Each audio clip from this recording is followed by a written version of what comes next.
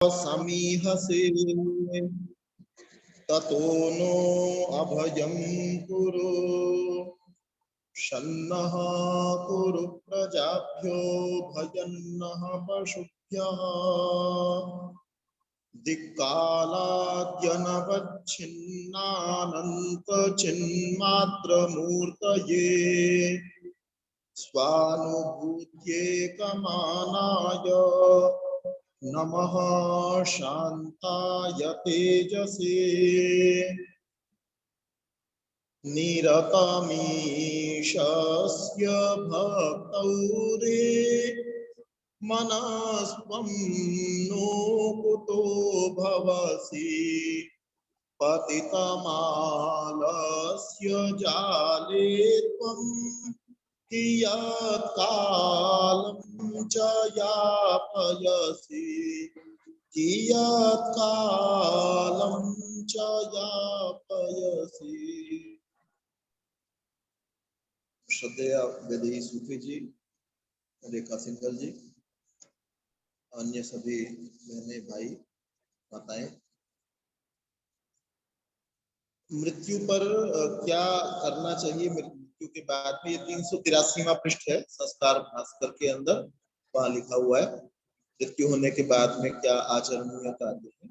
कल रेखा जी पूछ रही थी, भाई दिशा के लिए पूछ रही थी, तो दिशा को लेकर के भी यहाँ लिखा गया है।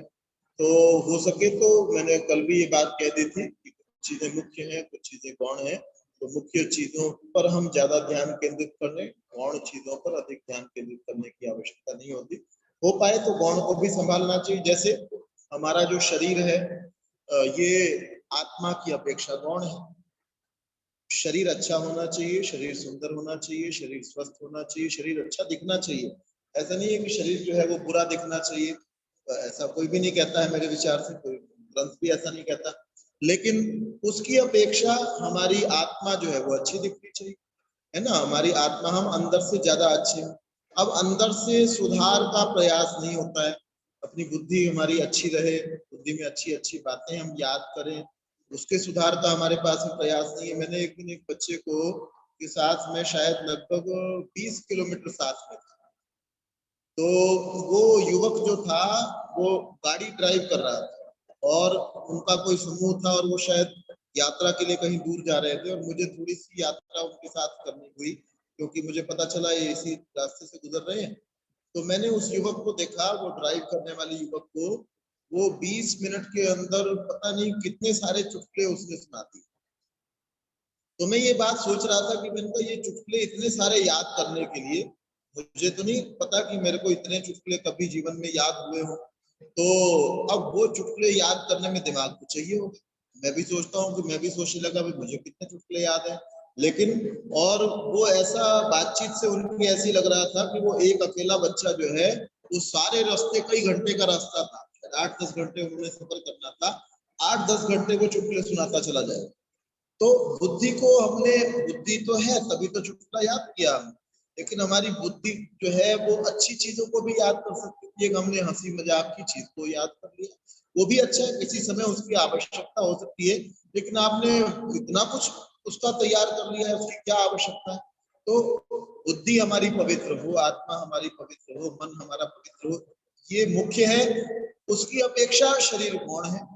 हमने क्या किया कि हम 2 घंटे शरीर की सज्जा के अंदर लगे हुए हैं, बालों की सज्जा में कई घंटे लगे हुए हैं, और जो है ना नाखूनों के लिए लगे हुए हैं। हर चीज के लिए आप शरीर के एक एक हिस्सा जो बाहर दिखाई देता है उसके लिए हम प्रयास करें, उसको अच्छा करें, लेकिन उसकी अपेक्षा जो मुख्य है आत्मा, अंदर की चीज ज्यादा मुख्य होती है। इसका उदाहरण देते हैं विद्वान लोग कि हम तार जो है वो चलती है, तार आपने देखी है, तार के अंदर जो है वो तांबा होता है, बाहर प्लास्टिक होता है, और उसके अंदर जो प्रवाहित हो रहा है, जो सारा का सारा चीज प्रवाहित उसमें हो रही है, विद्युत, उसका महत्व ज्यादा है जो दिखाई नहीं दे रही है।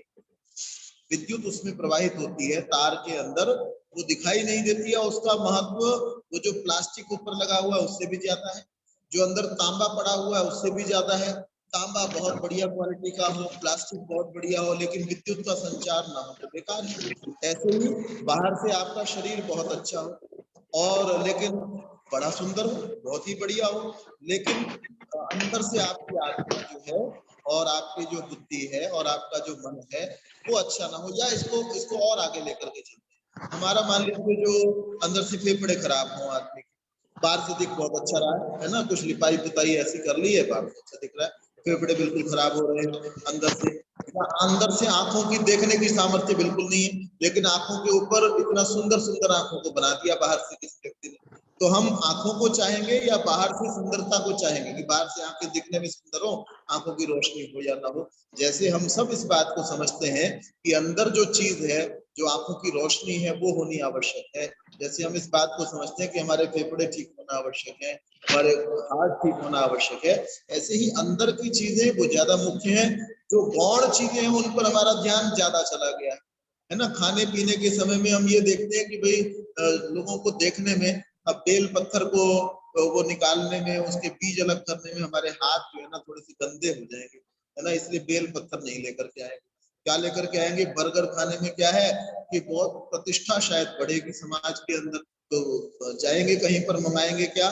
बेल का जूस नहीं मंगाएंगे, अगर वो मिल भी सकता होगा तो क्या मंगाएंगे? बर्गर मंगा लेंगे, या ये जो भी चीजें चलती है वो हम मंगा, समोसा मंगा लेंगे। क्यों? क्योंकि उससे जो है ना हम जो है अच्छे कहलाएंगे, हम शायद पढ़े लिखे कहलाएंगे। लेकिन वो हमने अंदर की अपनी चीज का नुकसान किया बाहर की अपनी प्रतिष्ठा को प्राप्त करने के लिए। तो हमने मुख्य और गौण को हर जगह पर ध्यान करना चाहिए।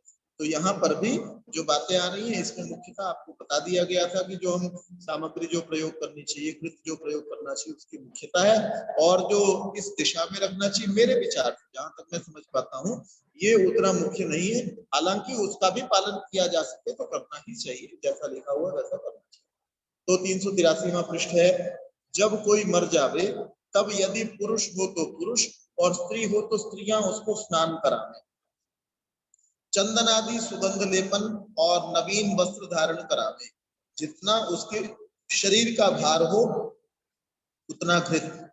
ये देखिए, जितना शरीर का भार हो उतना घी, यदि अधिक सामर्थ्य हो तो अधिक लेवें, और जो कोई महादरिद्र भिक्षु हो तो जिसके पास कुछ भी नहीं है उसको कोई श्रीमान व पंच बन के आध मन से कम घी न देवे, और श्रीमान लोग शरीर के बराबर तोल के चंदन, इतनी चंदन की लकड़ी, शेर भर घी, ये उसके लिए कह रहे हैं गरीब व्यक्ति के लिए, में एक रत्ती कस्तूरी सबके लिए, तो तोल के चंदन शेर भर घी में एक रत्ती कस्तूरी, शेर भर घी नहीं लिखा हुआ यहाँ, अर्थात प्रत्येक शेर में एक रत्ती कस्तूरी। और किसी का वजन 60 किलो है, मान लीजिए 60 किलो है, जब उसकी मृत्यु होती है तो 60 रत्ती कस्तूरी हो जाएगी, शेर भर घी में एक रत्ती कस्तूरी हुई है।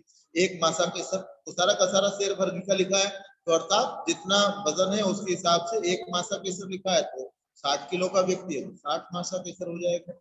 एक एक मण घी के साथ में शेर शेर भर अगर तगर और वृक्ष के चंदन का चूड़ा भी यथाशक्ति डालकर कपूर पलाश आदि के पूर्ण काष्ठ शरीर के भार से दूनी सामग्री श्मशान में पहुंचावे, तत्पश्चात मृतक को भी वहां श्मशान में ले जाए। यदि प्राचीन वेदी बनी हुई न हो तो नवीन वेदी भूमि में खोदे, वह श्मशान का स्थान बस्ती से दक्षिण तथा आग्नेय अथवा नैऋत्य कोण में हो। इसका महत्व ये भी हो सकता है, हालांकि इसका महत्व यहाँ नहीं लिखा हुआ है, स्कार भास्कर पे तो नहीं लिखा हुआ है।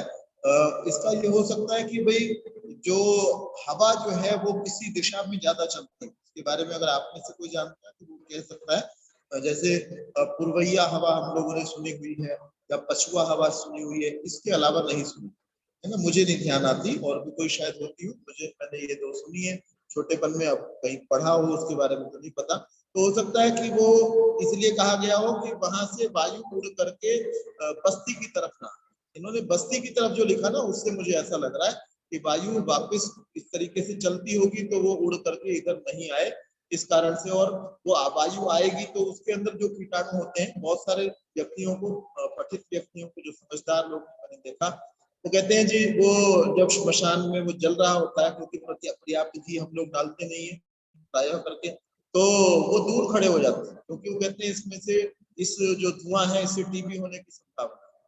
तो इसीलिए इसीलिए स्वामी दयानंद ने इस बात को लिखा कि हम इतनी मात्रा में इन वस्तु का प्रयोग करें। वे लिखते हैं वह श्मशान का स्थान बस्ती से दक्षिण तथा आग्नेय अथवा नैऋत्य कोण में हो। नैऋत्य कोण कौन सा होता है, ये नीचे 4 नंबर जो टिप्पणी दी हुई है वहां लिखा हुआ है। सूत्रानुसार यहाँ पाठ दक्षिण पूर्व अर्थात आग्नेय अथवा दक्षिण पश्चिम अर्थात नैऋत्य कोण। नैऋत्य कोण कौन सा है, जो दक्षिण और पश्चिम के बीच की दिशा है, जो कोण बनेगा उसके बिल्कुल बीच का जो भाग है वो नैऋत्य कोण बनेगा। तो नैऋत्य कोण में हो, वहां भूमि को खोदे, मृतक के पग दक्षिण नैऋत्य अथवा आग्नेय कोण में रहे, सिर उत्तर ईशान व वायव्य कोण में रहे।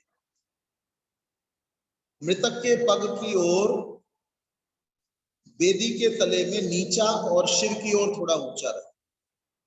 उस वेदी का परिमाण पुरुष खड़ा होकर ऊपर के को हाथ उठावे उतनी लंबी और दोनों हाथों को लंबे उत्तर दक्षिण पार्श्व में करने से जितना परिमाण हो उतने मृतक के 3.5 हाथ अर्थात मृतक के 3.5 हाथ अथवा 3 हाथ ऊपर से चौड़ी होवे और छाती के बराबर गहरी होवे। जितने तक छाती होती है उतनी गहरी हो और लगभग 3 हाथ चौड़ी होनी चाहिए और नीचे आध हाथ अर्थात 1 बीता भर रहे। इसमें टिप्पणी दी हुई है तदनंतर मृतक के शरीर प्रमाणे बराबर घी और कपूर चंदन आदि सुगंध साथ लेके और उसको शुद्ध करके रखें।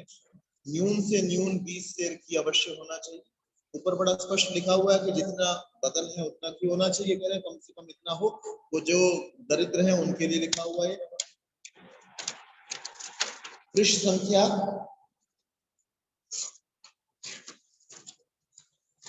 388। जब शरीर भस्म हो जावे पुनः सब जने वस्त्र प्रक्षालन स्नान करके जिसके घर में मृत्यु हुआ हो उसके घर की मार्जन लेपन प्रक्षालन आदि से शुद्धि करके स्वस्तिवाचन शांतिकरण का पाठ और ईश्वरोपासना करके इन्हीं स्वस्तिवाचन शांतिकरण के मंत्रों से जहां अंक अर्थात मंत्र पूरा हो वहां स्वाहा शब्द का उच्चारण करके सुगंधि आदि मिले हुए घृत की आहुति करने देवें कि जिससे मृतक का वायु घर से निकल जाए और शुद्ध वायु घर में प्रवेश करे और सबका चित्त प्रसन्न रहे।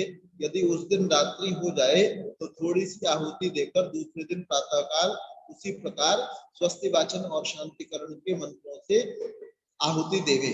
तत्पश्चात जब तीसरा दिन हो तब मृतक का कोई संबंधी श्मशान में जाकर चिता से अस्थि उठा के उस श्मशान भूमि में कहीं पृथक रख देवे।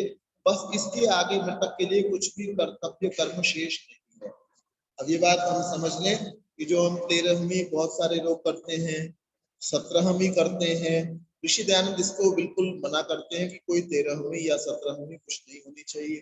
कुछ लोग उस समय में ब्राह्मणों को बुलाते हैं और ब्राह्मणों को बुला करके खिलाते हैं और खिलाने के बाद में क्या करते हैं, उनको कुछ और पदार्थ भी दे देते हैं, कोई लोटा देता है, कोई और चीजें देता है। और जींद की एक बात है, हमारे बहुत सारे जो पंडित हैं, हमारी जो परंपराएं हैं उसके कारण से उसकी हानियां भी होती है। तो जींद के अंदर अचारज कहा जाता है। हमारे यहाँ भी जो